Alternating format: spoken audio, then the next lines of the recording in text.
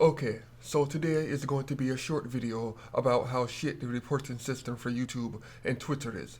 So for starters, let's say that someone over at Kotaku decided that he would do a little bit of reporting and inform the people that No Man's Sky had been delayed by a little bit according to some of the information that he got.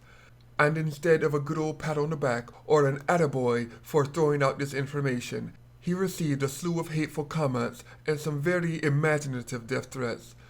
Let's read one, shall we? Oh yeah, your little article about No Man's Sky being delayed has made me hate you to my very core. It's the only thing I live for, and you just go and write that bullshit about a delay. Instead of visiting London later this month, I think I'll come on by and say hi to you and fuck you up. You think you can get away with this that easy? Making fun of our Reddit page also? Sounds like you have a death wish. We will find you. Be afraid, human. We are coming for you. Now, perhaps this person wasn't very serious, who knows? I myself just find it funny because I get people cursing me out all the time. But what's important here is that he was reported for that crazy Coco comment that he put online. And what we want to take a look at is just how Twitter decided to respond when being made aware of this particular comment. Now, let's see. And once again, I shall read it out for you because I'm such a nice fella. Hello. Thank you for letting us know about your issue. We've investigated the account and reported tweets for violent threats and abusive behavior, and have found that it's currently not violating any of Twitter rules.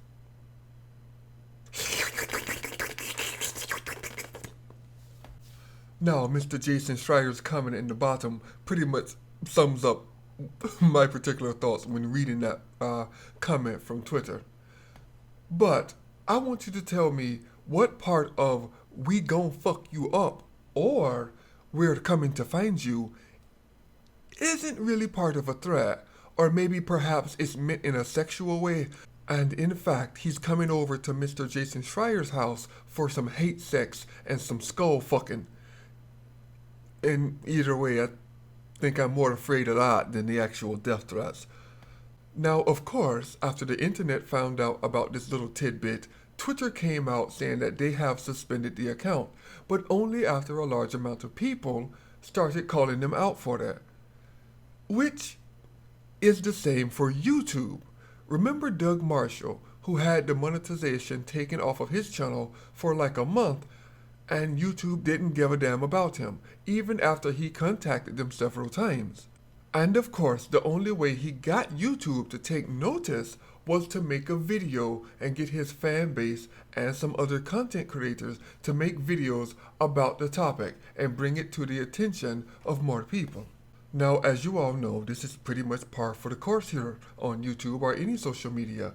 But as I said before, unless you have a decently large following on any media site, the chances of you getting your voice heard for any injustice is so minute that, well, you'd be forgiven for wondering why even bothering.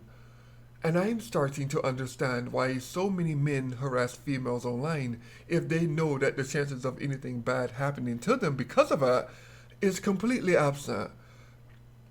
Which sucks for me because let's face it, if YouTube decides to fuck me over, I'm pretty much just screwed.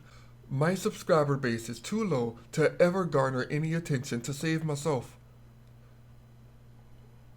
So, I wish all other small YouTube channels the best of luck, and any Twitter person that just happens to be being harassed right now, because we are all out here in the ocean on our tiny little ships, and if one of us just happens to go missing, well, I'm sure just not enough people will ever take notice.